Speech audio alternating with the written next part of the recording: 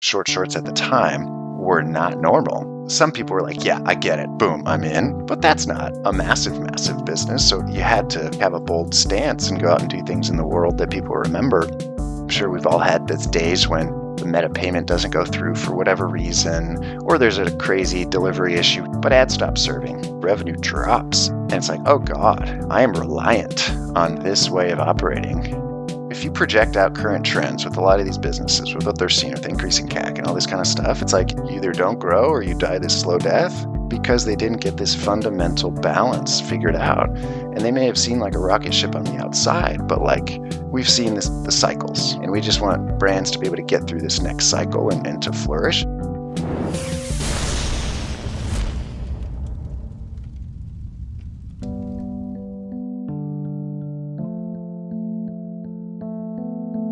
Ready to rapidly generate winning ad ideas in 2025?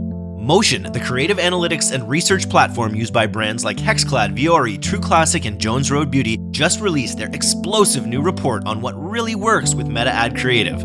This report is more fact than feeling, featuring never-before-seen insights from Motion's analysis of $100 million in ad spend, a survey of 500-plus ad experts, and deep-dive interviews with some of the most elite performance creative teams in D2C, including experts like Nick Sharma and Sarah Levinger. What's inside? The 7 biggest creative trends for 2025, including how humor is making a comeback in ad creative, the rise of earned nostalgia, and the ad trends that will help your brand stand out this year.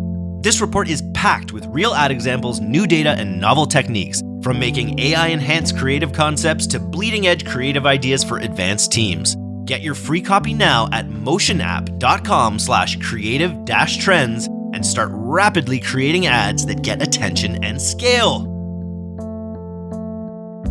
Preston, welcome to the D2C podcast. I have been following you first with your work at Chubbies for a really long time. I've been in the content marketing game and the performance marketing game for almost 20 years now, which is kind of wild to think about. And when I first saw Chubbies coming out as this sort of D2C darling brand, solving this problem, finally getting men's shorts the right hem length, essentially. And then what I really noticed next was your incredible commitment to content marketing, storytelling, and it really echoes, I think we were just saying, what I've done a little bit with D2C and Pilot House in creating an ongoing conversation that leads people back into the brand.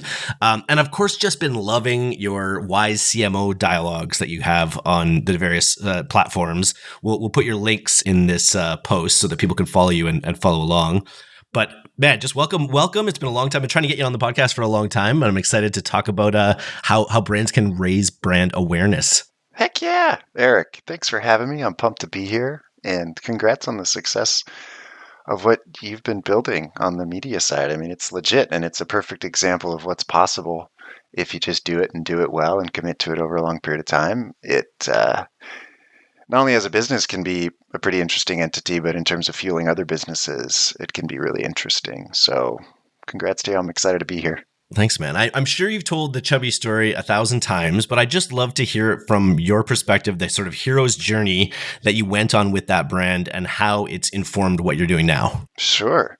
So hero's journey, very kindly put, maybe idiot's journey, at least from my perspective. But I'm one of 4 founders of the brand. And started it late 2011, and to make a long story short, sold it in at the end of 2021. And ridiculous story. I mean, all the credit to the team, to the other founders. I mean, amazing people who built Chubbies into, I think, what it is today, and continuing to grow at a scale that is far beyond what we could have ever imagined. But the general idea to get started is we had been working for other people, 4 or 5 years out of college kind of thing. We graduated in 2008. It was really sort of like a tough time economically, right?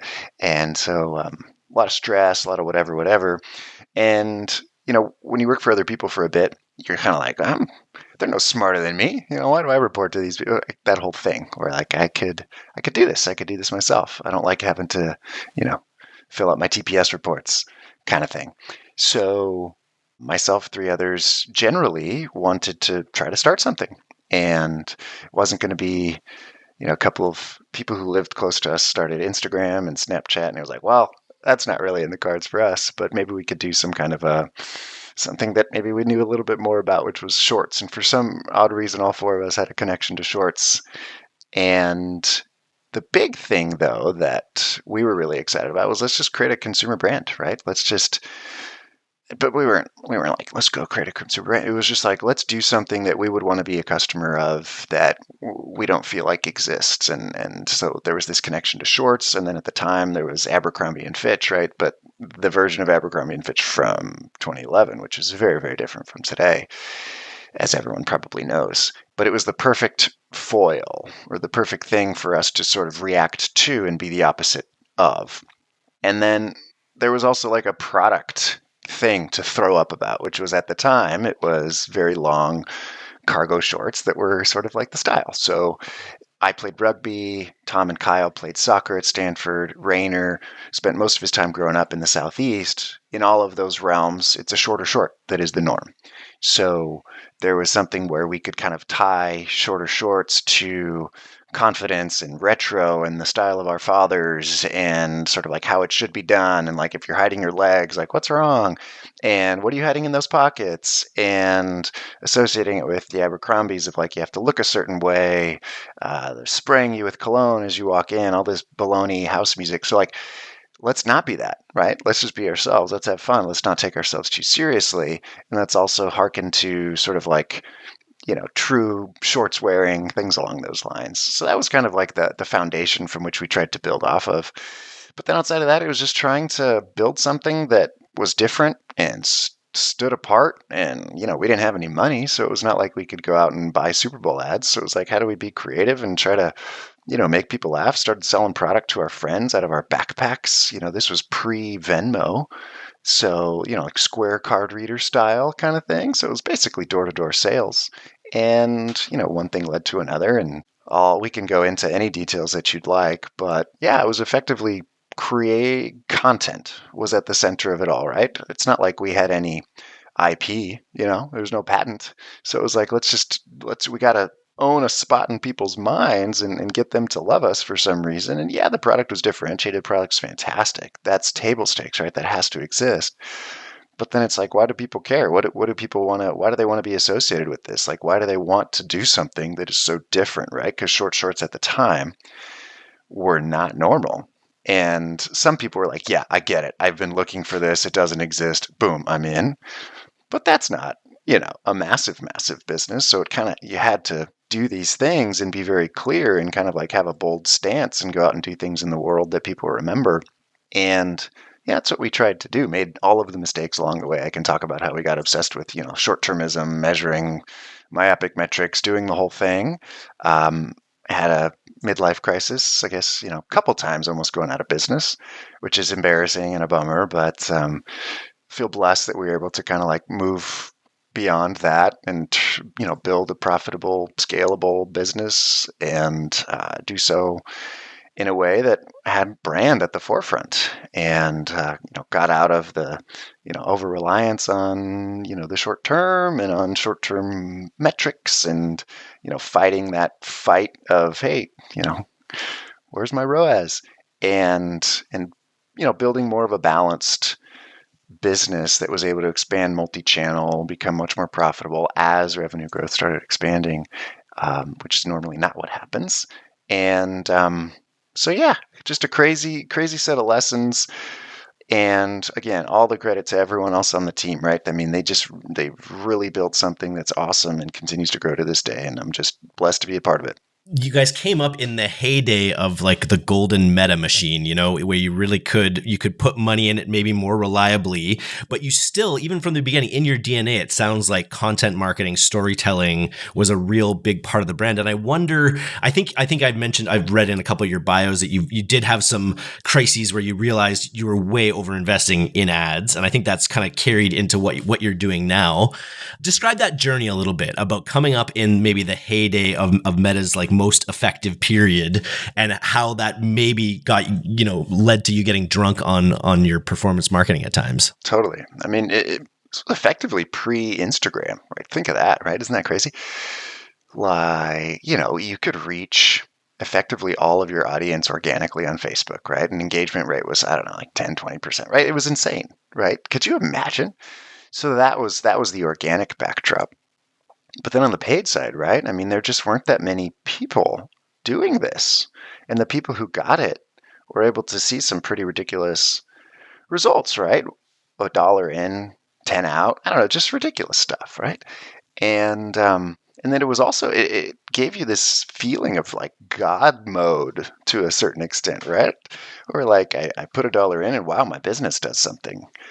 And and then I see this awesome high number in a measurement tool. And then, time goes on and you just kind of shift your whole business to support this very short term, put $1 in, get $1 out. And you kind of lose the context, right? Then it becomes like, I need this number to keep going up. And that's like all I think about. That's like what my identity is tied to. It gets a little bit disassociated from the actual health of the business where, yeah, maybe ROAS is going up, but, is the actual profit dollar and profit margin of my business moving commensurately? For us, not necessarily. To keep kind of hitting that ROAS number, we started doing things that, you might not feel super good about, especially like when you're in the beginning of the business, you're like, brand is all that matters. We would never discount. We would never do like a fake urgency kind of thing to get people. But you start doing it, right? Because that ends up working. That ends up driving that 1 day click, DROAS, or whatever your short term metric is. And that's fine. I mean, it's not like all of it was bad, but I think we just went way over indexed into that kind of stuff and that kind of way of thinking and that kind of way of operating. And ultimately, contribution margin or ultimately our profit margin just started going down and down and down and down and down. And we didn't feel like we had another path. And so then, you look at the creative that we were running, it felt less and less good. And it was just a mindset of, today is all that matters. If it doesn't show up in platform or in an MTA tool or in whatever tool, it doesn't exist. Yes, brand is important. Yeah, we'll just keep doing some organic posts and hopefully, a few will go viral. And that's how we'll get the word out about the brand. But no, I would never put money behind any kind of ad or any kind of spend that doesn't generate clear, attributable revenue. Like my CFO would throw up. My board would throw up, right? It's impossible. Why would I ever? That's stupid. D2C Twitter would be so pissed at you D2C Twitter would slap me in the digital face. So, yeah.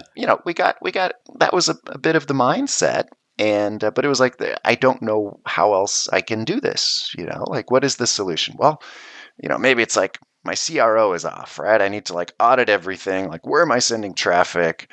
Maybe I need a post-purchase upsell kind of thing. Maybe I need to offer more gifts with purchase. Maybe my site needs to be faster, or maybe I just need more ad variants. Maybe I just need to run more tests. That maybe I just need to try more angles.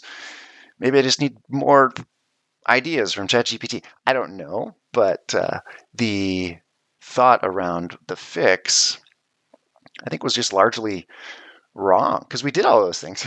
We spent so much time on all that stuff. But in the heart of hearts, you're just sort of like, what do I really want? I want people to seek me out. I want people to search for my brand name. I want to build a brand. So like, what does that mean? We had to go through a process of trying to define that and to build some resilience and to be able to, I'm sure we've all had those days when either the meta payment doesn't go through for whatever reason, or there's a crazy delivery issue just broadly having nothing to do with payment. But ads stop serving, right? And it's just like, oh my Lord, what is going on with my business, right? Just revenue drops, plummets. And it's like, oh God, I am reliant on this way of operating. And I don't have this, repeatable set of people showing up, knocking on my door and being like, I want to buy your stuff. No, I am like going out and having to buy those transactions every single day, right? Push that stone up the hill. And, I think we've all had some version of that experience in building a brand. And that's another sort of like wake up call. And then you do the analysis. You're like, okay, like discount rate, 2024, whatever year, name your percentage. Oh, wow, that's like 3x higher than it was 3-4 years earlier. It's like, oh, wow, huh. No wonder why, profit margin's going down, or I can't grow if I'm trying to maintain some kind of a profit margin. So we were there, dude. We had to fire people because like our P&L got all backwards and very embarrassing and very sad, but we had to reset. We had to reset the business ultimately. And you try to like find other channels of growth, like new channels, new products, new geos. And those are ways to grow for sure. But like, do I have a thing that is worth growing was one of the things we had to realize, right? Is there like fundamental core net asset value in this like core thing that we're building? And does it have the opportunity to be like fundamental unit economic profitable if we were to, dial things in a certain way? Like, is there true equity value there? We had to look ourselves in the face and be like, not as much as we we would like there to be. Like, we have to change. We have to have more resilience, more people coming to Google my brand and buy from me. Like if I look at my composition of revenue, I want more and more of it to come from branded organic search or people coming directly to my site, right? Drive those sorts of purchase behaviors, which we kind of realized, man, that kind of revenue is becoming a much, much, much smaller portion of our total revenue. It's And like, oh, Facebook will that's a let you bummer. spend all day. Facebook will let All you day. spend all day on bringing that, like your 95.5% post that I was reading. They'll let you spend all your budget on making sure that 5% who's already in market for your product will buy your product. And they're super effective at doing that.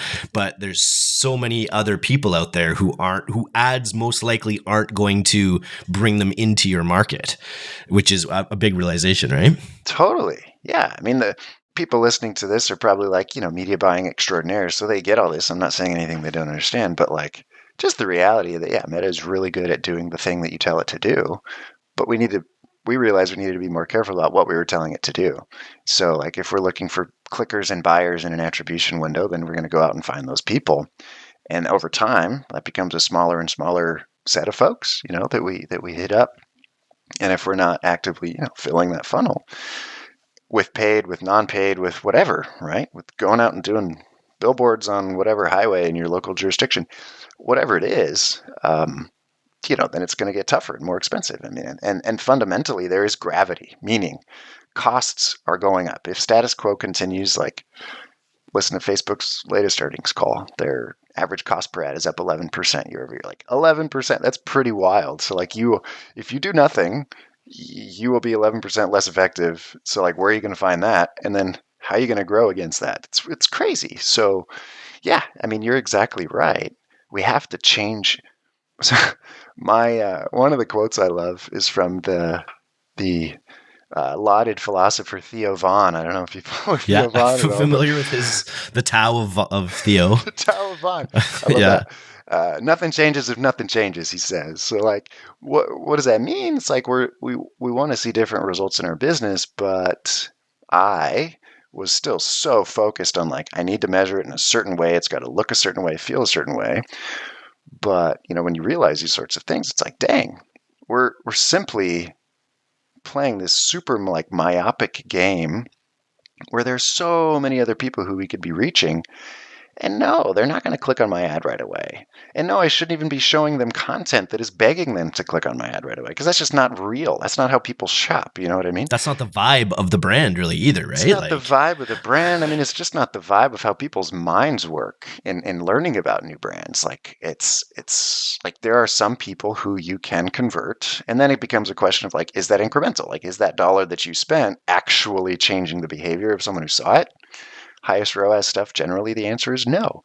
And that's a whole other conversation that we can have. But yeah, the general idea that like I want to be prepping people, more so than emptying the funnel. Not that I shouldn't be emptying the funnel at all, like, but we get out of balance. I think that's kind of like the key thing is like when we're spending, and I can only speak for ourselves, but like we're spending 95% on the 5%, and so it's just like completely lopsided.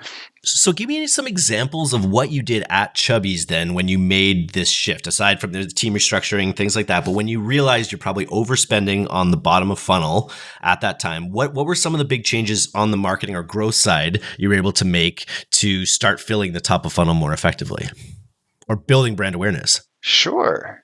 I mean, I think broadly there are paid things and then there are unpaid things. The thing and what we did and then what I wish we did even more of is unpaid stuff. Like imagine paid, Facebook, Google, TikTok. Imagine that just isn't even an option.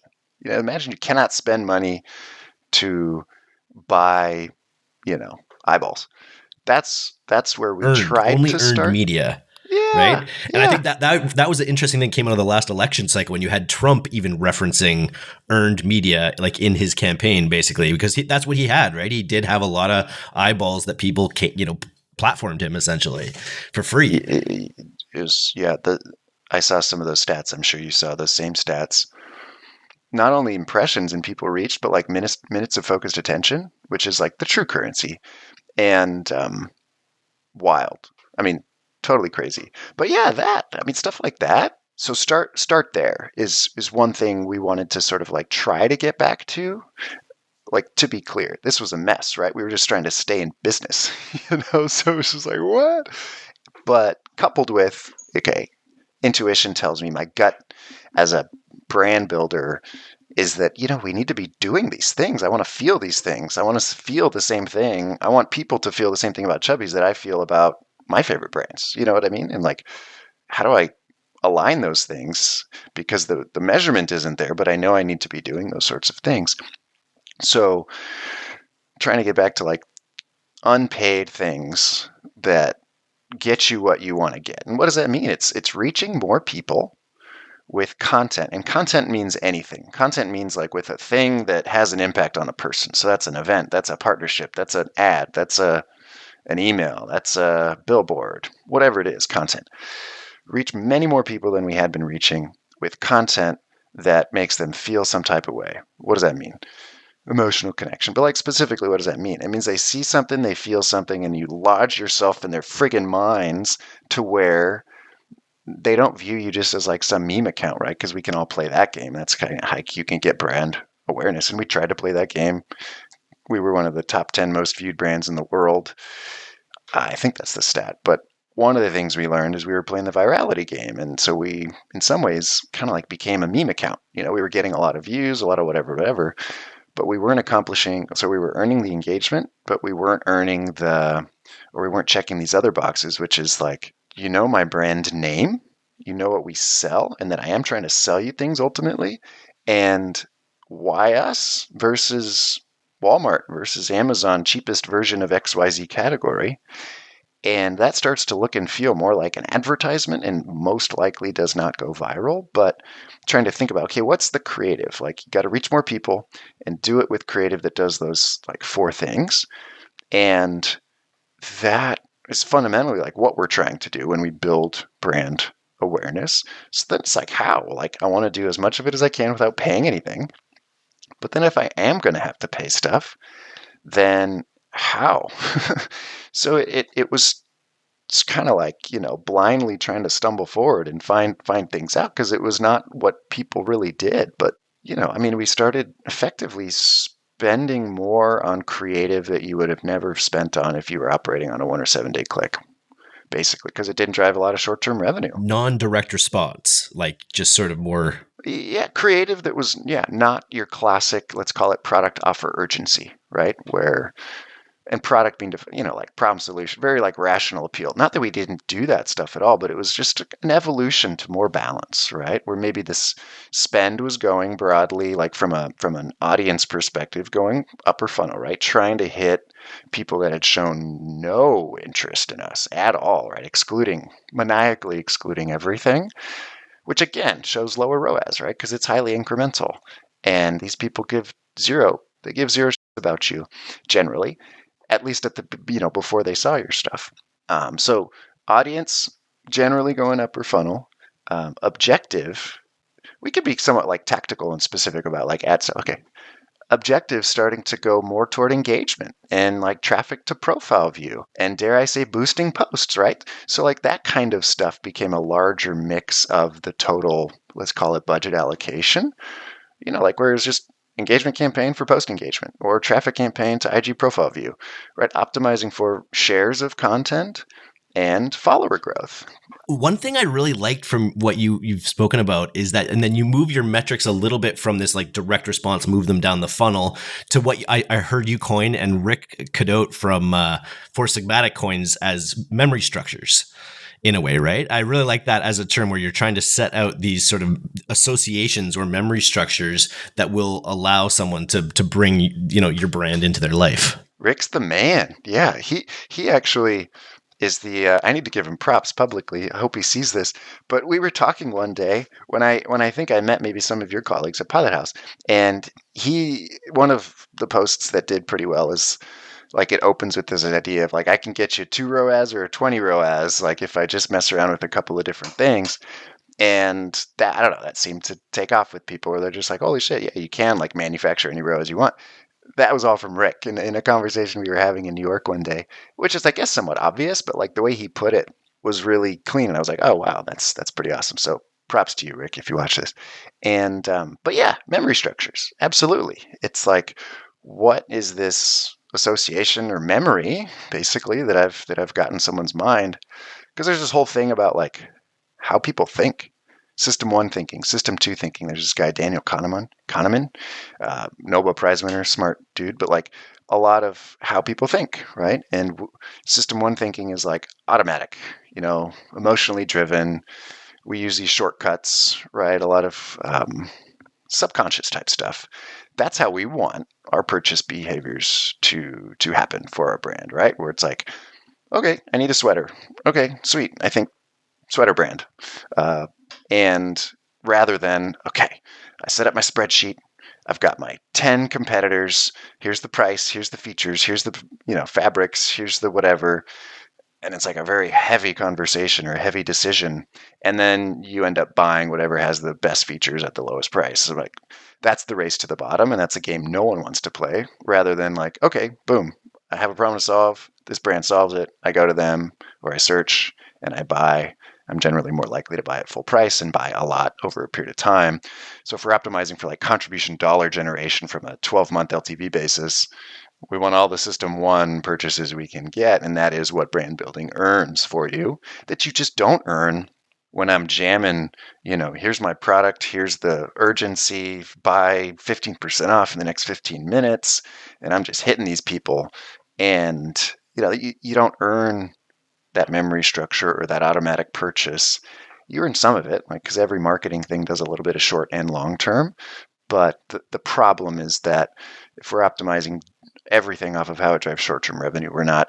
If we look at like a total, I spend $1 and I want to maximize the number of contribution margin dollars that I get over a 3, 6, 12-month period. It's not nearly as great as if you're a little bit more balanced with the way that you're marketing and the unfortunate casualty normally is in platform ROAS, but true, profit dollar incrementality in both the short and the long term is the real winner. And that's the thing that, gets you acquired for hundreds of millions of dollars generally, right? Because that's where a lot of the equity value is. And then what do you recommend? I guess you're always going to keep an eye on all your core metrics, including ROAS, no matter what it is. But what are some metrics that you're looking at that go deeper than that? Is it really looking at down to just incremental growth and contribution margin? Everything should ladder to that, right? I mean, that's what business is. But, and I'm being an idiot, but that's yes. But like, how can you? Like, what can you look at that are representations of that happening if you run e-com or if you are an e-commerce business? Just like total revenue from branded organic search. Like, is that going up nominally? And is the percentage of your total revenue coming from branded organic search or just organic search in general going up? I mean, if the answer to both of those questions is yes, you're probably doing pretty good. And I would think that most brands cannot answer yes to both of those questions right now, because you have to be doing things that don't necessarily drive immediate short term to I think drive growth and revenue from organic search or revenue from branded organic search, both on a nominal and on a share basis. So I think that's probably a great thing to look at. And then what's the leading indicator of that? Branded organic searches. And if you're talking memory structures, I bet you'd actually start to potentially see those ideally in that data as well. If you're trying to put out there that, Chubbies is a brand that's for people on boats or whatever memory structure you're trying to. And I was curious, do you remember any of the memory structures that really helped grab attention? That's a good question. I'm probably going to give you a non-answer, but by up-leveling it to like some of the notes that we were always trying to hit on, like taglines matter. It seems like dumb and like traditional advertising-y or marketing-y, but like we just tried to hit on a very few small number of ideas a million times. You know, you do that for a decade and something happens, but like we were always about like this notion of like the feeling you have at Friday at 5. That was one of the things that like represented Chubbies and represented the use case of like Friday at 5, you're done with bosses and cubicles and TPS reports and pants. You're home. Time is now yours. Rip off those, leg shackles and throw on some shorts. And it's time is now yours. You're now relaxed. That is that feeling of like, tension and release, like classic narrative structure that we hit on all the time. The weekend has arrived, right? So this is the weekend brand. So Friday 5, weekend's arrived. Skies out, thighs out, right? That was more of like an organic thing. I don't know if that's trademark, but maybe it is. But just like hitting on these very kind of like specific ideas that ended up, being taglines. Shorts Even meant just to your be short. tagline on the website right now, because I haven't been there in a while, and it's just proper length shorts. And it has this tongue in cheek sort of like you're doing it wrong kind of mentality. And it just gets the message across right away. Yes. And the general idea of like being an insider and you want to be an insider, you want to be a part of the community. So like hitting hard on all this notion of like, yeah, this is the way to do it. There's just like no other way to do it. This is obviously how things should be done.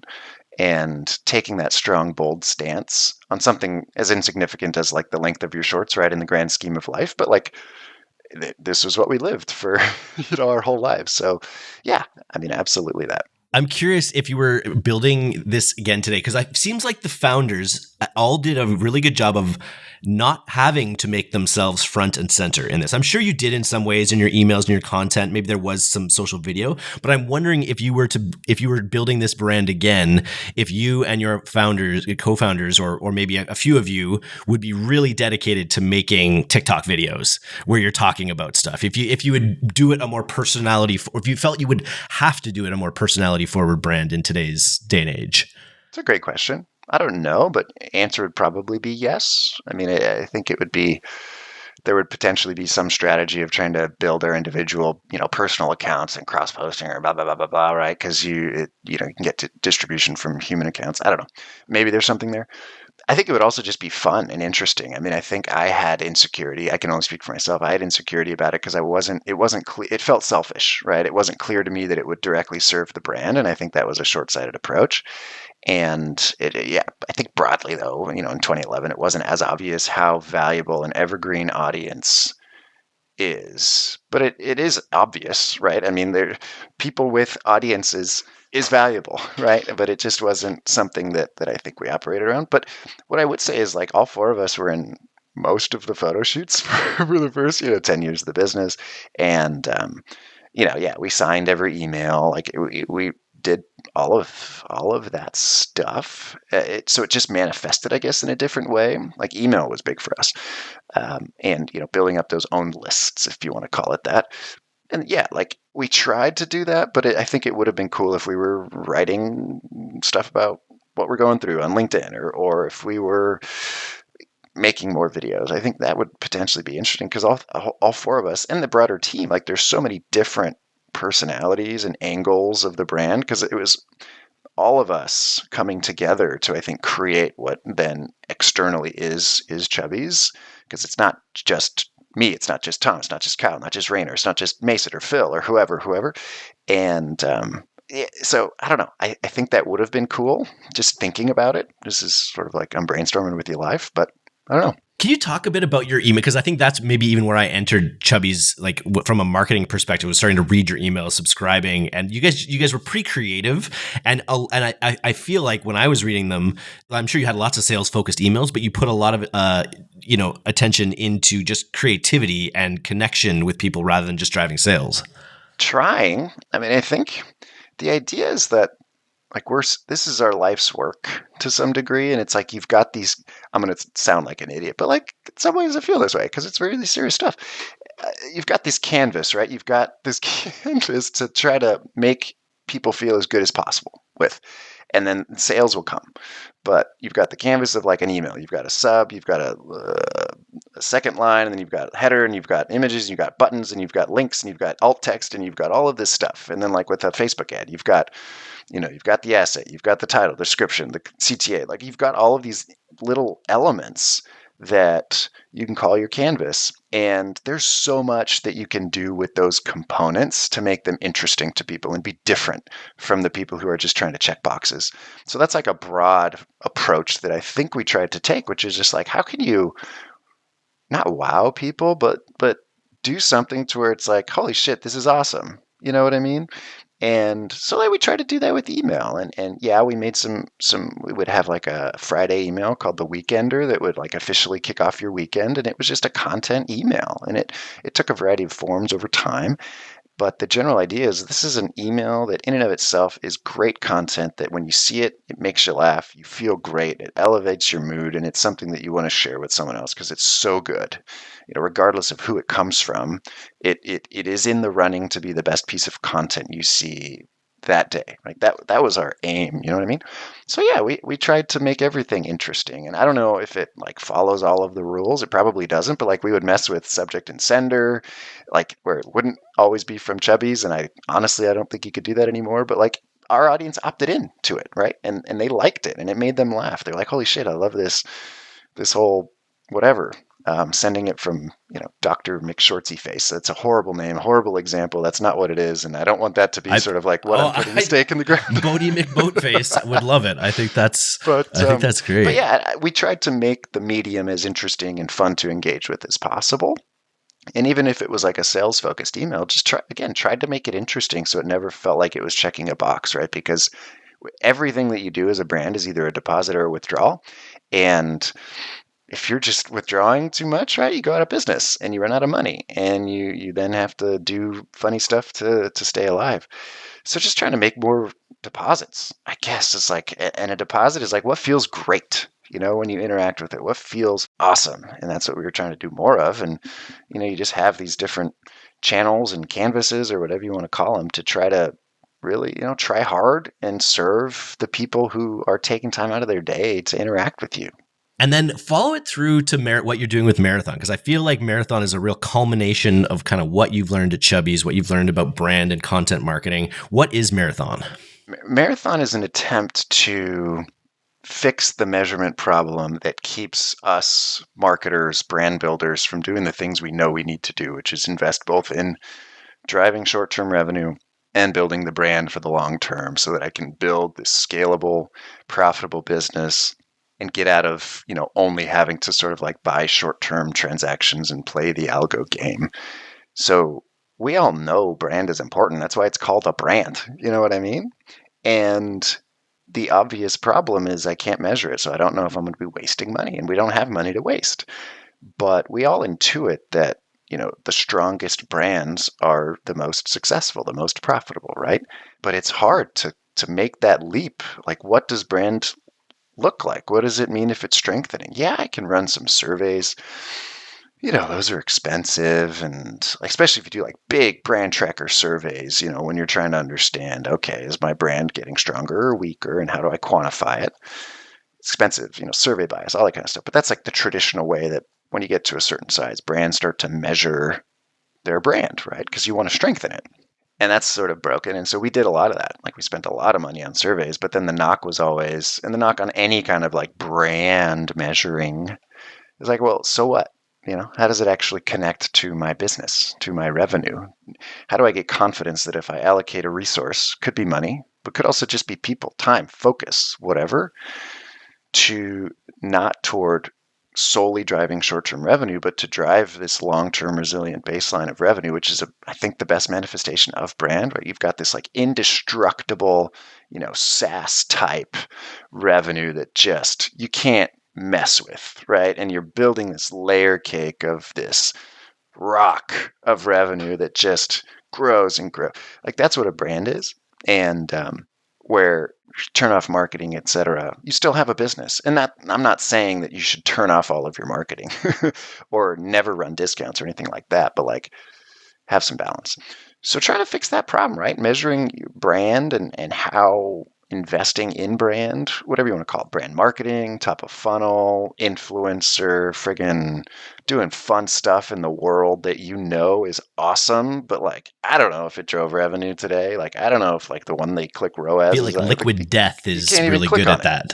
that. Yeah, Liquid Death, I think, has gotten a good reputation for just creating awesome videos that are not trying to get you to click and buy. I'm sure if they threw those piece of creative in a conversion campaign, people would click and buy, but it probably wouldn't compare to, I don't know, something that was just like a white background and a product shot of a bottle with like 90% off right now, right? I mean that no one would run 90% off ads, but like shit, that would get a lot of clicks and that would probably show some pretty high ROAS. So but it's awesome. It's awesome content. It gets people to talk about it. You remember it. I mean, we could both spout off probably 5 of their last videos that were like, those were fucking awesome, right? And they've earned that in our mind. And it was probably really hard to create that content and really scary because it doesn't show short-term ROI. So it's like, how am I going to spend money on that? You gotta either have a lot of faith or you gotta find a way to measure it and know it's the right way to do it. So that's what Marathon is. It's basically like, man, customer acquisition costs are up. I'm discounting more than I want to. I feel like I'm on this hamster wheel of tomorrow, if you will, and I don't know what to do about it. I mean, I can do the whole CRO thing, and you should be doing CRO, of course, or I can do more ad variance, and you should, of course, do more variance. But what about the brand? Like, how am I doing things in the world that get people to want to buy from me without needing to, enter the ad auction? How do I get people to search for my brand and buy at full price? Right? I mean, if you necessarily have a stronger brand, if more people are searching your brand name and buying at full price, less price sensitivity. These are all of the things that are obvious that we all want, but there's this disconnect between the actions that we take and the things that we want. And we continue to sort of like die this slow death of like optimizing ourselves out of business because we can't measure how strengthening your brand, however you want to do it, top of funnel brand ad, whatever, makes you more profit than if you were to take those dollars or those resources and throw them into this bottom funnel conversion campaign sort of thing. Like that's the whole thing. And in a way where the CFO can get on board and be like, dope, I get it. I'm going to make more money because of this, and I can measure how I'm going to do that. This is existentially important because contribution dollar growth is all that really matters at the end of the day. So it's our attempt to try to solve that big problem. And we took an approach while at Chubbies that was effectively in the vein of and has inspired what is Marathon, which is just this general idea of we can quantify. I'm all about being one day click direct response marketers, but what is that direct response? I can drive a purchase or I can buy a brand response. There's a conversion value on a purchase, right? It's revenue. There's also conversion value of earning an engagement, like a share or an email sign up, right? These are indications of interest, of future demand that have non-zero financial value in terms of how they'll manifest in terms of future revenue, not unlike a Preston shared and he's going to buy in 180 days, but like in the same way that you get a representative sample and do 3,000 surveys and you say that's representative of total demand that I'm growing or shrinking. Same thing here, except you've got millions of these engagements you can go off of. They all have financial value. So you can find statistically significant connections between your revenue, particularly organic search, and these engagements that you're earning in the world where people are like, yep, fuck yeah, I'm going to follow them. I'm going to share this. And obviously creative matters, right? You can engagement hack your way to out of business as well. So this is about like being reasonable adults here. But that's the general idea of we're trying to fix what seems to be the most pernicious problem facing modern, D2C and multi-channel brands. But like, how the heck do I get out of this, short-term hamster wheel and start building like for sustainable, profitable growth? Where I start to see like margin expansion. Like, can you imagine margin expansion? I think of all performance marketing, we actually talk about it at Pilot House all the time between our various efforts with CRO and landing pages. It's like we're squeezing the rag. It's all about like squeezing the rag, but you can only squeeze that rag so much until you're affecting the texture of it. Maybe you got to get a loom that can build a larger rag, or That's something right. like Yeah. that. So you have more rag to squeeze. I like more rag to squeeze. Yes, I love that. I think that's the great way to think about it. Or like, yeah, I mean, if I'm gonna, I don't know, I was gonna take your metaphor a little bit further. Yeah, loom, or like, where am I getting the cotton? I got to plant the cotton trees, or the cotton bushes, or the cotton plants, or whatever. So like, how am I laying those sorts of foundations? Or like, friggin', think of Tesla. Like, right, I don't know, number one performing stock, like spending so much money on this self-driving taxi baloney. I don't know. It's certainly not making them any money right now, but it's going to make them trillions and trillions of dollars in profit over time. And everyone thinks about that. They're like, yeah, you're investing for future profits. But then you match it to like, well, what are my actions and how am I investing capital? I am not investing for future profit expansion with the way that I'm allocating capital today. But the same thing applies to, consumer brands. But it's like, pie in the sky, they'll run some spreadsheets on how much profit they're going to make from this investment that's yielding no revenue today.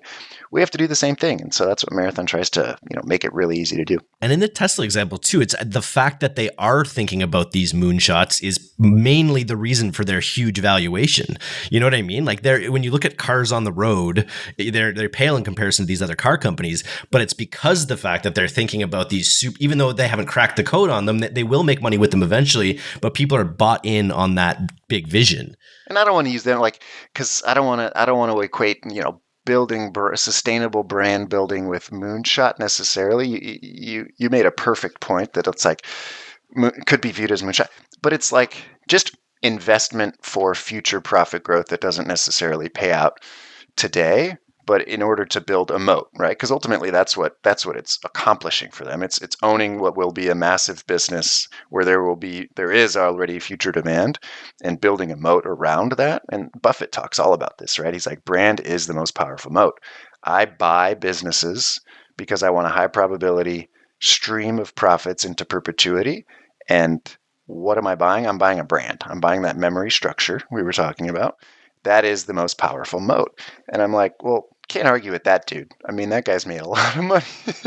And it just makes everything better. I've been referencing we had Eugene Healy. I don't know if you know him. He's like a cultural theorist. He came on the podcast a couple of weeks ago, but he referenced this tracksuit study that they did with TikTok shops that was basically trying to quantify the awareness advantage. Essentially, and they found it was almost 3 times more likely for someone to buy a brand, go figure, that they were aware of. So it's like when you do put all of this stuff into place, it makes your ads better as well, is what I'm trying to say. Right. I mean, yeah, when you hit more people and they feel more positive about you, yeah, they're going to be more likely to open your emails, click on your emails, click on your ads, right? Follow you, engage on your ad, which then gives it that social proof that then makes it much more effective for everyone else that sees it. So yes, it is a rising tide that lifts all boats, and we just have to be able to like pull ourselves out of this requirement to, see short-term ROAS and really like understand like, what am I trying to build here? What is true equity value growth mean? How do I build stream of profits out of this entity that is this company, that is this brand? Very cool. Well, Preston, I want to thank you for coming on the D2C podcast Thank you, today. Eric. This was fun. We're going to have your links to all your social profiles, because you got to follow Preston for his Socratic dialogues between the clever CMO and the CFO who's getting it. I love it. And if you're a CMO out there, it'll give you lots of ammo for how you can go about having these conversations with very numbers-minded people. And I guess that's what Marathon does as well, is it gives performance marketers and people who traditionally require that data or that evidence, it gives them wings, or it gives them that ability to take bigger stabs up funnel. 100%. Yeah, it takes it from like that 1% to 2% nice to have brand budget that gets cut every time you miss a monthly number to, man, there's a world where this should be 50, 60% of where I'm spending my money, which is what the research shows, right? 60-40 to brand is what historically has shown to be ideal. For most, I think, modern brand operators, e-com owners, media buyers, like 60% to brand is like, get out of my face. I'm going to punch you. But that's like the reality. But it's like, how do you get there? You need numbers. This needs to be concrete. It needs to be data driven. And that's why we're doing this whole thing, because if you project out current trends with a lot of these businesses, with what they're seeing with increasing CAC and all this kind of stuff, it's like you either don't grow or you die this slow death. But ultimately, it doesn't end well. And Tom and I, we started Marathon, Tom, co-founder at Chubbies.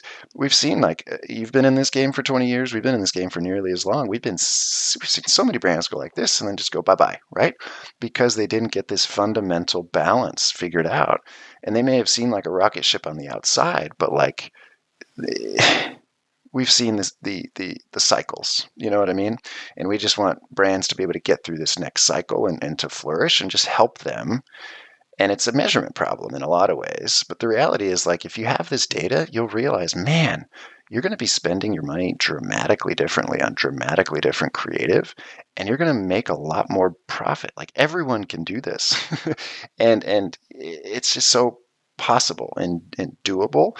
But it's like a here to there kind of thing. And we just want to be that bridge to what everyone knows is where they want to be, which is this balance of brand and performance. And it's going to be more fun if you're not just a slave to pumping money into meta all the time. If you can do the fun things that, brands like Liquid Death are doing, it'll free you up for more creativity and connection with your audience. Not only for you, but for your audience, for your customers. You're going to give them a lot better experience, and they're going to repay you with full price purchases. Nice. Everything benefits because of this. That's the reality. Very cool. Well, Preston, we will catch up with you again, maybe later in the year, but otherwise, great to meet you. I appreciate it. I'm grateful to have been, part of this with you, Eric, and great work on what you're building here. And it's a lot of fun. I appreciate it. Thank you.